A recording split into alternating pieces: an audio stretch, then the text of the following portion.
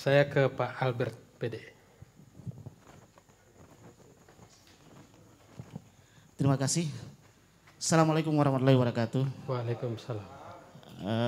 Peserta Forum Demokrasi Gorontalo yang saya hormati dan pemirsa Mimosa Channel yang melihat acara ini dan saudara atau Bung Hadi ya yang tambah ganteng kita lihat. Jadi begini ya, saya akan jelaskan atau luruskan apa yang disampaikan Pak Saprin tadi. Kebetulan saya juga dari Apindo, gitu. Ya. Kejadian di Dewan Pengupahan tadi yang disampaikan oleh Bung Saprin itu harus diluruskan karena ini forum yang dilihat oleh publik. Jadi kita harus jelaskan supaya publik bisa memahami. Jadi yang pertama kita harus sepakati bahwa sampai detik ini saya bicara, negara kita ini masih negara hukum. Gitu ya. Amandemen keempat itu Undang-Undang Dasar 45 pasal 1 disebutkan bahwa negara kita ini masih negara hukum. Itu dulu yang kita sepakati. Jadi apapun yang kita bicara konteksnya tetap aturan itu. Yang berikut saya akan urut sesuai dengan judul pada malam hari ini. Yang pertama tentang upah yang terpuruk ya. Upah rendah ya. Itu saya setuju. Saya sangat setuju Pak Saprin ya, bahwa upah buruh pada saat ini sangat rendah. Tapi kita dari pengusaha juga seperti apa yang disampaikan oleh Pak Ketua tadi, pada dasarnya, pada prinsipnya kita juga tidak mengharapkan seperti itu. Tapi regulasi, aturan yang membuat sampai seperti itu. Saya coba bahas dulu dari UMP, gitu ya. Tadi yang dijelaskan Pak Saprin. Upah minimum provinsi ini dia lahir dengan PP 36. Sudah dijelaskan oleh Ketua SPMI tadi bahwa kemarin 78 2015 kemudian dicabut oleh 36 2021. Di pasal 23 sampai 35 itu bercerita tentang UMP.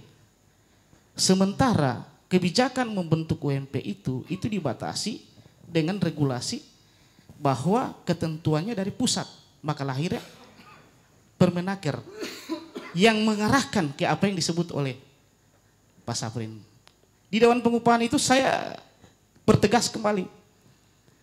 Angka yang diberikan itu bukan angka Apindo.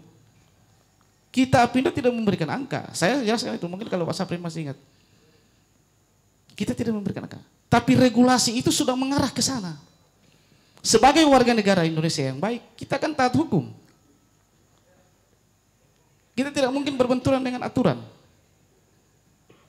Sehingga saya jelaskan kemarin, ini bukan like and dislike, suka atau tidak suka, tapi kita dihadapkan dengan aturan.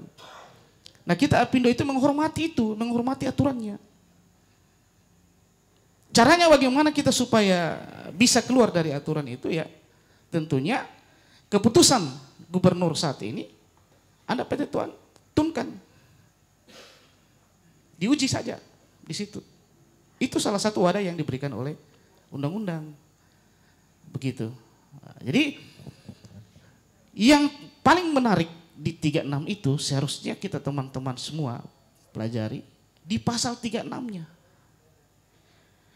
Pasal 36 itu mengecualikan pasal 23 sampai 35. Dikecualikan.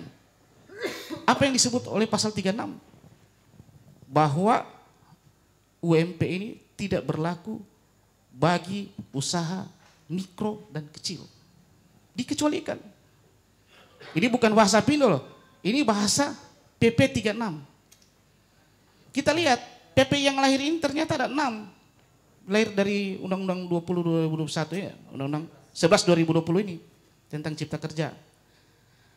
Yang salah satunya ada mengatur tentang usaha mikro dan kecil itu ada di PP nomor 7 2021. Yang kita tahu selama ini kan 34, 35, 36, 37. Ada PP nomor 7 yang mengatur tentang usaha kecil dan mikro.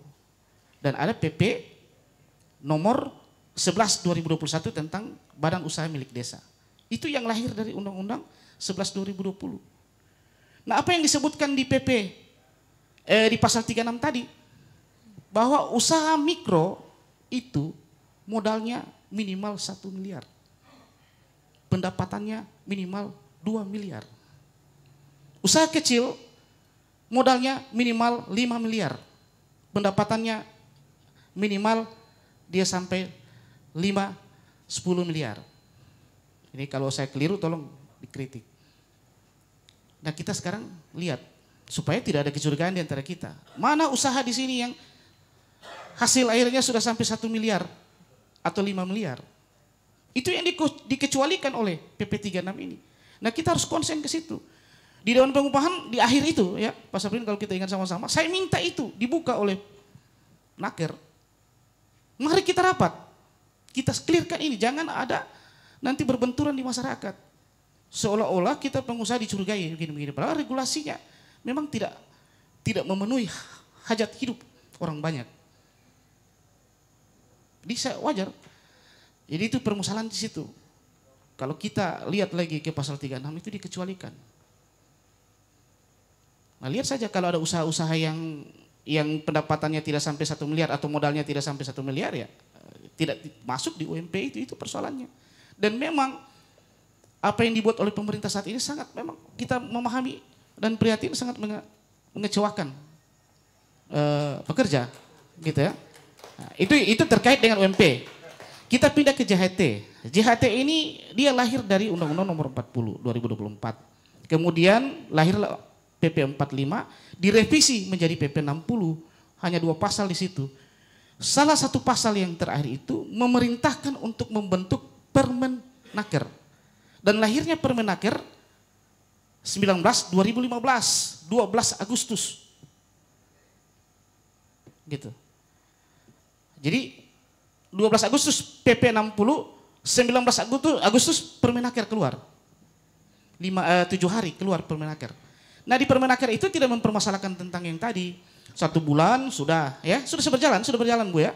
Itu sudah berjalan secara dan tidak ada problem. Tiba-tiba muncul Permenaker nomor 2 2022 maaf ya. 2022 ini Permenaker 2 2022 ini sebenarnya ada satu yang harus kita sama-sama bedah. Yang menyakitkan hati masyarakat itu apa? Atau pekerja. Pasal 6. Anda lihat pasal 6. Buka pasal 6. Dikecualikan bagi warga negara asing, pekerja warga negara asing itu langsung dikasih. Sesudah dan sebelum dia berangkat pulang, dikasih. Itu yang menyakitkan di situ. Kita hanya terfokus di usia 56, padahal pasal 6 ini berbahaya sekali ini, sangat menyakitkan. Kok warga negara asing diberikan keleluasan luar biasa. Warga negara sendiri luar biasa ditekan begitu luar biasa dengan aturan itu. Nah itu rasa prihatin kita normatif melihat ya. Jadi tadi seperti yang disampaikan. Itu terkait dengan JHT. Kemudian lagi kita dibujuk dengan JKP ya. Jaminan kehilangan pekerjaan. Ini lahir dengan PP 37. Lahir dengan PP 37. Ada yang menarik di situ. Boleh dibaca di pasal 37. Ini serikat ini teman-teman serikat harus bahas lagi. Di pasal 37 itu disebutkan kecuali usaha mikro. Oh, baca ulang. Dikecualikan usaha mikro. Itu tidak masuk. Nah, usaha mikro ini Pak yang saya sebutkan tadi di PP nomor 7 2021. Modal 1 miliar. Pendapatan 2M. Mana usaha kita di Gorontalo yang sudah sehebat itu? Tidak cukup ke situ. Nah ini yang saya maksud sangat menyakitkan. Jadi saya buka ini untuk menjelaskan kepada semua publik bahwa jangan ada dusta di antara kita. Jangan dilihat bahwa ini pengusaha, ini peraturan ini keluar kita tidak tahu. Tiba-tiba sudah ada peraturan ini. Jadi kita tidak ada kita hanya berharap memang tanggung jawab pemerintah dalam hal ini Naker provinsi yang ada di sini kebetulan dihadiri oleh pengawas langsung. Nah ini pengawas ini ujung tombak. Dia tahu betul persoalan yang ada di daerah ini. Begitu. Cuma Pak Yodi tadi terlalu normatif dia menjelaskan. Sudah betul apa yang disampaikan senior saya ini Pak Adan. Terlalu normatif beliau menjelaskan tadi, ya. Jadi tidak ada persoalan-persoalan yang tadi disampaikan, diharapkan oleh Pak Adan Lambe itu muncul. Kita pengusaha begini, maksudnya begini, buka saja. Supaya jangan sampai kita menjadi, begitu Pak Ketua ya, jangan sampai kita yang dicurigai, oh ini pengusaha, ini main-main. Ya. Padahal regulasinya yang lemah di situ. Ini PP 37 ini juga apa namanya, BPJS, itu kalau dana APBN-nya tidak cukup, gitu, itu nanti akan mengambil dana operasional BPJS. Coba lihat di pasal. Disebutkan begitu, Pak? Iya, Pak? Hati-hati. Dana operasional BPJS itu yang akan diambil. Dana operasional BPS itu dari mana asalnya? Kan semua uang dari uang pekerja kan? Tapi saya perlu sampaikan, pekerja itu 2% saja kan risau. Apalagi pengusaha yang 3,7 Pak, yang sudah dibayarkan. Nah yang harus BPJS terbuka di sini, usia untuk JHT ya, usia 56 tahun itu, kalau misalnya dia resign, dia di PHK umur 36 tahun, ada selisih 20 tahun dia bekerja ya, ke 56 tahun. Pengusaha itu bayar pekerja itu kan lihat produktivitasnya. Dia kerja enggak? Kalau dia tidak kerja, apa pengusaha harus bayar yang 3, sekian? Berarti kesimpulannya dana itu mentok di saat dia di PHK. Nah setelah dia PHK itu rentang waktu 20 tahun, siapa yang tanggung? Tidak dijabarkan di dalam Permenaker nomor 2 2022 ini yang ada 15 pasal 3 bab ini. Tidak dijelaskan sama sekali. Dan juga di Permenaker ini tidak ada menyebutkan 56 tahun sebenarnya. Cari di Permenaker ini tidak ada. Angka 56 kita bisa dapat. Nah itu yang kita terbuka di sini supaya jelaslah, jangan kita punya hubungan dengan serikat ini sudah bagus, sudah indah, sudah cantik ini hubungan ini. Jangan lagi dilukai, sudah harmonis hanya karena persoalan-persoalan ini. Jadi saya terbuka begini supaya tidak ada dusta di antara kita. Silakan serikat, nanti kita diskusi lagi biar tidak di forum ini. Begitu. Ini apa namanya, kekurangan-kekurangan dari regulasi, aturan yang dikeluarkan oleh pemerintah, dan ini sangat menyakitkan. Olehnya itu saya sekali lagi mohon maaf Pak Saprin, jadi kemarin itu putusan itu bukan dari kami. Kan saya sudah bilang, angka itu dari pemerintah. Pertama dibuka, ini Pak Saprin belum barangkali, pertama dibuka itu sudah ada angka itu. Kita mau cari-cari, oh betul angka itu. Diminta keterangan, kami Apindo tidak ada memberikan angka. Kami setuju apa yang disampaikan oleh pemerintah karena itu dasarnya adalah regulasi. Begitu. Supaya harmonis lagi hubungan kita Pak. Supaya auranya Pak Safrin positif lagi ke kita begitu.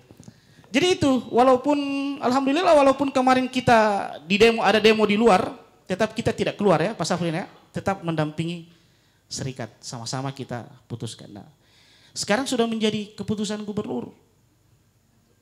Silakan.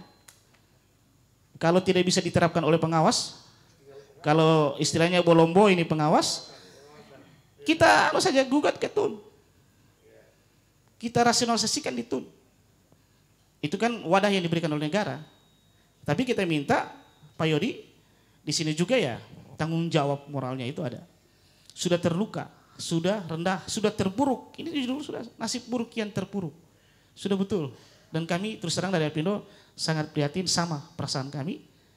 Cuman itu, tidak ada dusta di antara kami Pak.